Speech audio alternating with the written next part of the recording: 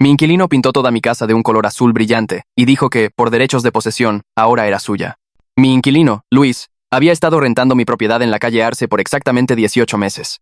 Desde que leyó un artículo en internet sobre la usucapión, o lo que él llamaba derechos de antigüedad, había estado actuando como si fuera el dueño del lugar. Le decía a los vecinos que estaba planeando renovaciones. Le decía al cartero que esta era ahora la residencia Luis. Incluso mandó a imprimir tarjetas de presentación con la dirección de mi propiedad listada como Hacienda Luis. Su compadre Pancho, el de la cantina, lo alentaba. La posesión es 9/10 partes de la ley, hermano. Ya llevas ahí casi 2 años. Esa casa es prácticamente tuya. Luis había hecho sus cuentas. Según él, en nuestro estado, la posesión legal entraba en vigor a los 24 meses de ocupación continua si el propietario no mantenía una supervisión adecuada. Él suponía que yo vivía a 3 estados de distancia y que solo visitaba una vez al año. La situación perfecta para adueñarse de lo ajeno. Lo que Luis no sabía era que yo visitaba cada 6 semanas. Yo simplemente venía de noche para revisar el exterior y repasar los informes de mi administradora de propiedades. El martes pasado recibí una llamada de mi administradora, Juana. Necesita ver su casa. Hoy mismo. Manejé 4 horas pensando que tal vez había daños por tormenta o que se habían metido a robar. Lo que encontré fue mi hermosa casona de estilo porfiriano, la que me dejó mi abuela, pintada de un azul eléctrico. No azul marino, ni azul cielo. Un azul neón eléctrico que agredía a los ojos. Cada centímetro de la fachada de cantera, las molduras, incluso la puerta principal de madera tallada. Luis estaba en el porche con una cerveza, admirando su obra. Me vio estacionarme y sonrió con cinismo. Hola, casero. O debería decir ex casero. ¿Le gusta lo que he hecho con mi casa? Me quedé allí parado, mirando mi propiedad destrozada. ¿Tu casa? ¿De qué estás hablando, Luis? Él sacó una carpeta con artículos impresos de internet. Usucapión. Llevo aquí 18 meses haciendo mejoras, manteniendo la propiedad. Usted casi ni da la cara. Otros 6 meses y este lugar es legalmente mío. Pintarla es solo para establecer mi reclamo, dejando claro a todos que Luis Gutiérrez vive aquí ahora. Miré el trabajo de pintura más de cerca. Era incluso peor de lo que pensaba. Había pintado sobre los accesorios de latón antiguos, los detalles de los vitrales, todo. Este trabajo de pintura debió costar miles, le dije. Luis se rió. 160,000 pesos, para ser exactos. Pintura premium resistente a la intemperie, 5 capas. Tuve a toda una cuadrilla aquí el fin de semana pasado mientras usted estaba sentado en su departamento a 3 estados de lejos. Esta es una inversión en mi futura propiedad. Juana estaba tomando fotos de todo. Ella me susurró al oído. Pagó en efectivo, presumió ante toda la cuadrilla de pintores sobre lo listo que era. Los vecinos habían salido a mirar. Doña Gertrudis, la vecina de al lado, negó con la cabeza. Tenía a 10 tipos aquí con rociadores industriales. Dijo que usted le dio permiso para expresarse. Sabíamos que algo andaba mal, pero nos mostró esos artículos sobre derechos de ocupación. Mi teléfono sonó. Era Tomás, el dueño de la tienda de pinturas. Hola, escuché lo que pasó con la casa de su abuela. Solo quería que supiera algo interesante. ¿Qué pasa, Tomás? Bueno, Luis vino la semana pasada, compró 160,000 pesos de nuestra pintura serie premium. Pagó en efectivo. Pero aquí está el detalle. Pidió específicamente el material que se adhiere permanentemente. Dijo que quería que fuera imposible de quitar. Tomás hizo una pausa. ¿Esa pintura que usó? Tiene una base de plomo industrial debajo. No hemos vendido eso en 15 años para uso residencial. Debió haberla conseguido con algún proveedor ilegal para ahorrar dinero, y luego la cubrió con nuestra pintura buena encima. Le pregunté a Tomás por qué eso importaba tanto. Las violaciones por uso de plomo son delitos federales, explicó. Las multas de la Procuraduría Federal de Protección al Ambiente comienzan en 740,000 pesos por día. Y si perturbó pintura vieja con plomo sin la remediación adecuada, esos son cargos penales. Además, alguien que aplica conscientemente pintura con plomo en una propiedad de alquiler que no posee, eso se considera un delito grave contra la salud y el medio ambiente. Agradecí a Tomás y me volví hacia Luis, que seguía sonriendo como si se hubiera ganado la lotería. Luis, ¿revisaste qué tipo de base usaste? Me hizo un gesto despectivo con la mano. ¿A quién le importa la base? Lo importante es que esta casa es mía ahora. O lo será en 6 meses. Juana sacó su tableta electrónica. En realidad, señor Gutiérrez, la usucapión en este estado requiere 5 años de posesión pacífica o 10 años de posesión de mala fe. Usted lleva aquí 18 meses. Pero más importante aún, usted ha estado pagando renta. Ella le mostró su historial de pagos. La usucapión requiere ocupación en concepto de propietario, sin reconocer dueño ajeno. Cada pago de renta que hizo es un reconocimiento legal de que usted es un inquilino, no un dueño. No puede reclamar derechos de posesión mientras simultáneamente paga renta. La cara de Luis se puso roja. Entonces dejaré de pagar la renta. Juana sonrió. Entonces será desalojado en 30 días por falta de pago, y el desalojo reinicia cualquier tiempo de posesión reclamado a cero. Pero aquí está el verdadero problema, señor Gutiérrez. Ella abrió las regulaciones ambientales y de patrimonio histórico en su tableta. La pantalla brillaba con sellos oficiales del gobierno y texto legal denso. Juana se desplazó sección tras sección, su dedo tocando cada violación mientras las leía en voz alta. La ley federal prohíbe la aplicación de pintura a base de plomo en cualquier propiedad residencial, y el Instituto Nacional de Antropología e Historia prohíbe terminantemente alterar fachadas históricas con materiales no autorizados. Giró la tableta para que Luis pudiera ver los números. Las violaciones comienzan en 740,000 pesos por día. No es un error de dedo, por día. No es una multa única. La sonrisa de Luis se quebró en los bordes. Su lata de cerveza se detuvo a mitad de camino hacia su boca. Doña Gertrudis se inclinó sobre su cerca para escuchar mejor, y noté que otros 3 vecinos se habían acercado a los límites de sus propiedades. Esto era mejor entretenimiento que cualquier telenovela. Juana siguió leyendo. La contaminación ambiental de una propiedad de alquiler ocupada por inquilinos conlleva sanciones adicionales bajo la Ley General del Equilibrio Ecológico y requiere notificación inmediata a las autoridades. Ella miró a Luis. En el momento en que Tomás llamó a su casero, estaba legalmente obligado a reportar esto. La autoridad ambiental ya lo sabe. Luis dejó su cerveza en la barandilla del porche. Su carpeta de artículos de internet de repente parecía muy delgada comparada con la tableta de Juana, llena de regulaciones federales reales. Saqué mi teléfono y llamé a Tomás de nuevo. ¿Puedes enviarme por correo todo lo que tienes sobre la compra de Luis? Cada recibo, cada pregunta que hizo, todo. La voz de Tomás se escuchó claramente en el altavoz. Ya lo estoy compilando. Dame 5 minutos. La cara de Luis había pasado de un rojo confiado a un pálido nervioso. Intentó recuperarse. Están exagerando todo esto. Solo estaba haciendo mejoras. El correo de Tomás llegó 4 minutos después. Lo abrí allí mismo en el jardín mientras todos miraban. Los recibos mostraban 160,000 pesos en pintura exterior premium, todo pagado en efectivo. Pero las notas que Tomás había agregado eran aún mejores. El cliente preguntó específicamente sobre propiedades de adhesión permanente. El cliente preguntó si la pintura sería difícil de quitar una vez aplicada. El cliente preguntó sobre la compatibilidad de la base con productos de, cito, inventario viejo, cierro cita. Juana fotografió el correo en la pantalla de mi teléfono, luego comenzó a caminar alrededor de la casa con la cámara de su tableta. Documentó cada centímetro azul. El buzón de latón antiguo ahora azul eléctrico. Los marcos de los vitrales pintados encima. Las molduras decorativas de cantera que mi abuela había mantenido durante 40 años. Obliteradas. Luis la siguió por el porche. ¿Qué está haciendo? Haciendo un registro de todas las modificaciones no autorizadas a la propiedad de mi cliente. Ella no levantó la vista de su cámara. Cada violación. Cada característica histórica dañada. Cada metro cuadrado de superficie contaminada. Llamé a la Oficina de Desarrollo Urbano y Ecología del municipio a continuación. Mi inquilino pintó mi propiedad de alquiler sin permiso y utilizó materiales peligrosos en un edificio histórico. La mujer al teléfono pidió la dirección. Cuando se la di, hizo un pequeño ruido de reconocimiento. ¿La casona porfiriana en la calle Arce? Ya hemos tenido 3 quejas de vecinos. Alguien estará allí dentro de 2 horas. Luis trató de entrar, pero bloqueé los escalones del porche. Necesitas quedarte aquí afuera y hablar con los inspectores cuando lleguen. Sacó su teléfono y llamó a alguien. Pancho. Se está complicando. Necesitas venir. Podía escuchar la voz de Pancho, a través del altavoz diciéndole a Luis que mantuviera la calma, que tenía derechos, que la posesión seguía siendo 9/10 partes de la ley. Doña Gertrudis negó con la cabeza y volvió a su jardín, pero seguía mirando con evidente interés. Hugo Martínez llegó 90 minutos después en un vehículo oficial con logotipos del ayuntamiento en las puertas. Llevaba una camisa polo con una insignia de inspección y cargaba un portapapeles grueso con formularios. Caminó por el perímetro de la propiedad primero, tomando fotos desde todos los ángulos. Luego se acercó a Luis, que seguía en el porche luciendo cada vez más incómodo. ¿Usted es el inquilino? Luis asintió. Hugo tomó notas. ¿Obtuvo permisos del Instituto Nacional de Antropología e Historia para esta modificación exterior?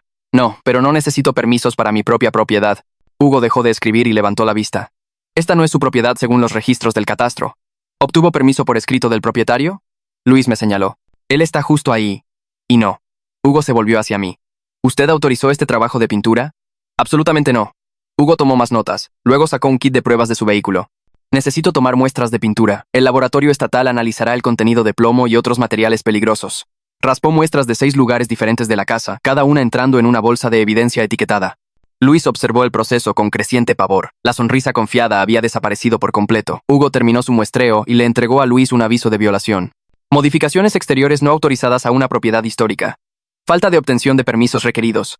Potencial contaminación ambiental grave. Me entregó una copia a mí también. Recibirán los resultados del laboratorio dentro de 24 a 48 horas. Si se confirma el plomo, la autoridad federal será notificada automáticamente.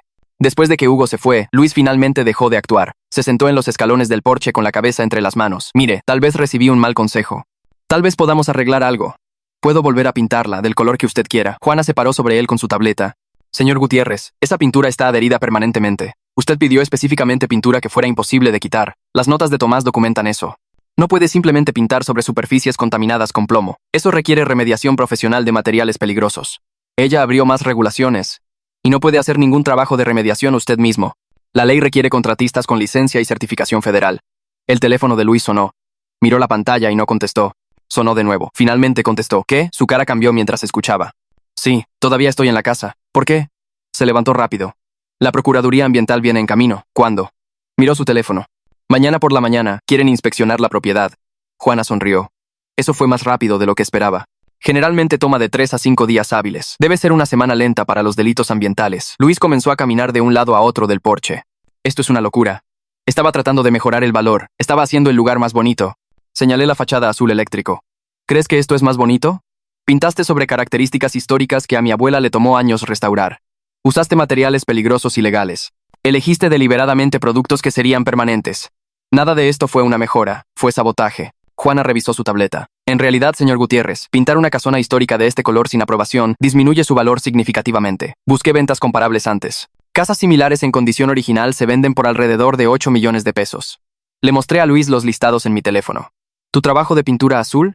Basado en los costos de remediación y el valor histórico perdido, has disminuido el valor de esta propiedad en al menos 1 millón de pesos. Y eso es antes de que consideremos la contaminación por plomo. Luis se volvió a sentar. Sus manos temblaban. 1 millón de pesos más multas federales más costos de limpieza. Juana asintió. Más mis honorarios legales por manejar esta situación.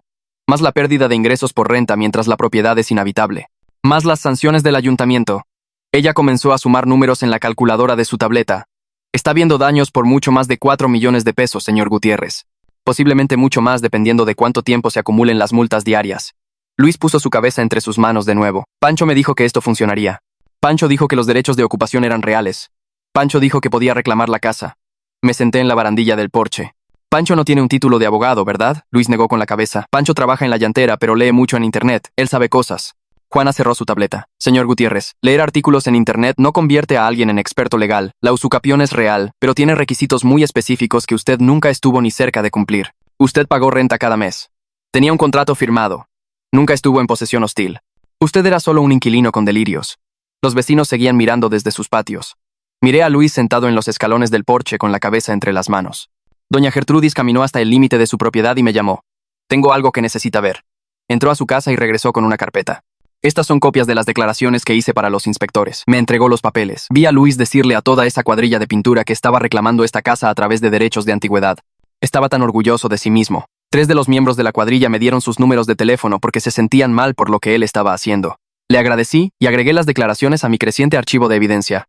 Juana ya estaba en su teléfono. Estoy llamando a compañías de remediación ahora mismo. Habló con alguien durante varios minutos, preguntó sobre protocolos de pintura con plomo y anotó números. El primer presupuesto que obtuvo fue de 1.900.000 pesos para la eliminación completa de materiales peligrosos y su disposición. Me mostró la cotización en su teléfono. Luis levantó la vista cuando escuchó el número. ¿1.900.000 pesos para quitar pintura? Juana asintió. La pintura con plomo requiere contratistas especializados con certificación federal, trajes completos de protección, procedimientos especiales de eliminación, monitoreo de calidad del aire. Esto no es algo que pueda simplemente pintar encima o lijar usted mismo. Ella mostró más regulaciones. Si intenta eliminarlo sin la certificación adecuada, son violaciones federales adicionales. Luis se puso de pie y comenzó a caminar de nuevo. No tengo 1.900.000 pesos. Apenas tenía los 160.000 para el trabajo de pintura. Lo miré directamente. Deberías haber pensado en eso antes de usar deliberadamente base de plomo para ahorrar dinero. La documentación de Tomás muestra que pediste específicamente pintura de adhesión permanente.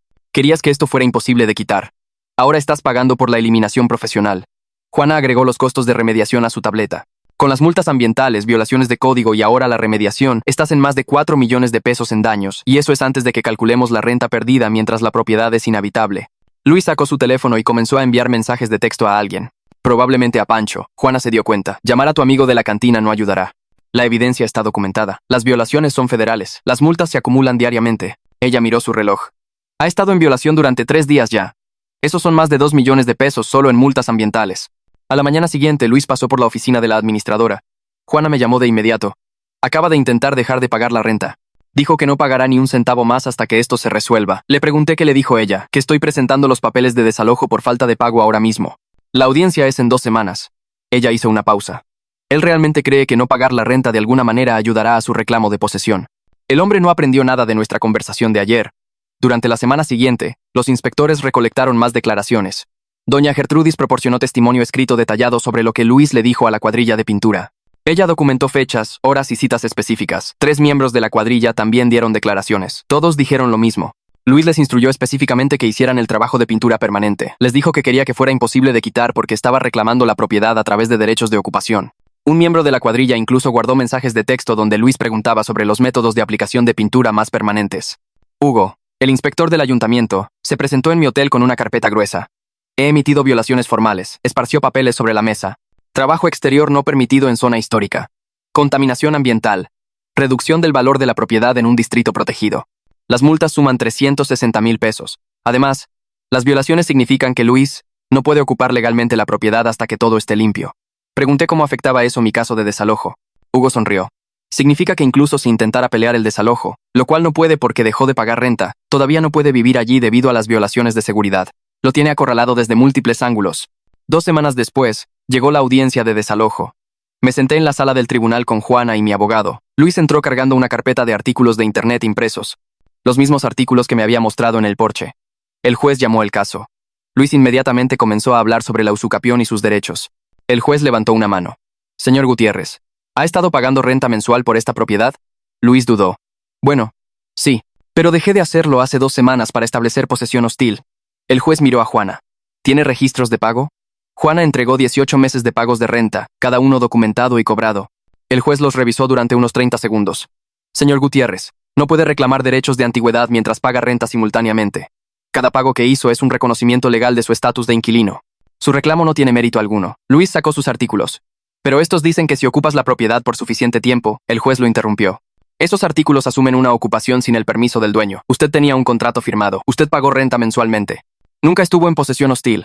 El juez miró la evidencia de daños a la propiedad que proporcionó Juana. También causó daños significativos a la propiedad utilizando materiales peligrosos.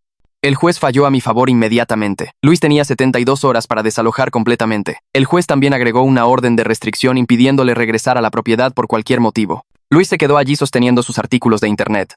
Esto no es justo. Hice todo lo que decía el artículo. El juez cerró el archivo. Los artículos estaban equivocados. O más probablemente usted los malinterpretó por completo. 72 horas, señor Gutiérrez. 3 días después, Luis todavía estaba en la casa. Manejé hasta allá con Juana y lo encontramos sentado en el porche con todas sus pertenencias empacadas pero negándose a irse.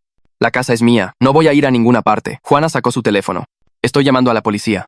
En 1 hora 2 oficiales llegaron. Revisaron la orden de desalojo y la orden de restricción. Un oficial subió al porche. Señor Gutiérrez, necesita irse ahora. Luis no se movió. Esta es mi propiedad. La reclamé a través de la usucapión. El oficial miró a su compañero. Lo vamos a retirar ahora. Escoltaros físicamente a Luis fuera del porche y hasta la banqueta. Sus pertenencias siguieron. Cajas, muebles, todo apilado en la orilla de la calle. Luis se paró junto a sus cosas todavía insistiendo en que la casa era legalmente suya. Juana tenía al cerrajero listo. Mientras Luis miraba desde la banqueta, el cerrajero cambió cada cerradura de la propiedad. Puerta principal, puerta trasera, entrada lateral, cochera. Doña Gertrudis salió a su porche para mirar. Negó con la cabeza ante la continua ilusión de Luis. Tú te buscaste esto. Todos trataron de decirte. Mientras tanto, la investigación federal de Federico se había expandido. Me llamó esa tarde. Encontramos al proveedor de Luis. El tipo ha estado vendiendo productos ilegales de pintura con plomo a varias personas. Luis acaba de ser citado para testificar sobre dónde compró la base y por qué buscó específicamente productos con plomo. Pregunté cómo afectaba eso la situación de Luis. Federico explicó que la cooperación podría reducir sus multas personales ligeramente, pero las violaciones seguían en pie. Y si se niega a cooperar, eso es obstrucción de la justicia. Más cargos, más multas. Presenté la demanda civil al día siguiente. Mi abogado reunió los daños por destrucción de propiedad, renta perdida durante la remediación, el 1.900.000 pesos en costos de limpieza, multas ambientales, sanciones del ayuntamiento y honorarios legales. El total excedía los 6 millones de pesos. Mi abogado fue realista sobre el cobro. Obtendremos una sentencia a favor. Pero Luis no tiene esa clase de dinero.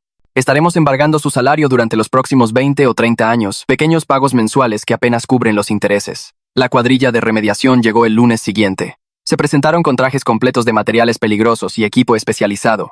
El proceso de eliminación de pintura con plomo fue cuidadoso y lento. Cada superficie tuvo que ser tratada adecuadamente. Los materiales contaminados fueron a contenedores sellados para su disposición especial. Los monitores de calidad del aire funcionaron constantemente. El trabajo tomó 3 semanas completas. Documenté todo con fotos y recibos detallados, cada día de trabajo, cada pieza de equipo, cada tarifa de disposición. La factura final llegó a exactamente 1.900.000 pesos, como se estimó. Federico completó su investigación federal 6 semanas después de la violación inicial. Determinó que las acciones de Luis fueron voluntariamente negligentes. La evidencia mostró que Luis buscó deliberadamente base de plomo para ahorrar dinero en su trabajo de pintura. Sabía sobre los peligros, pero usó los materiales ilegales de todos modos. Las multas federales finales totalizaron 4.440.000 pesos por 6 días de violaciones antes de que comenzara la remediación. Federico presentó un informe formal recomendando el enjuiciamiento penal por delitos ambientales. El Ministerio Público recibió el informe de Federico 3 días después de que lo presentó. Recibí una llamada de mi abogado diciendo que la oficina del fiscal quería reunirse conmigo para discutir cargos penales contra Luis. Manejé de regreso a la ciudad y me senté en una pequeña sala de conferencias mientras la fiscal asistente revisaba pilas de documentos. Era joven, tal vez 30 años, y seguía negando con la cabeza mientras leía las violaciones ambientales, los informes de los inspectores, y todas las declaraciones de testigos de los vecinos y la cuadrilla de pintura. La evidencia era abrumadora. Luis había buscado deliberadamente materiales ilegales, los aplicó a una propiedad que no poseía, creó peligros ambientales y luego presumió de ello ante todos los que quisieron escuchar. La fiscal levantó la vista de los papeles y me dijo que estaban presentando cargos por imprudencia temeraria, daño criminal a propiedad y delitos contra el ambiente.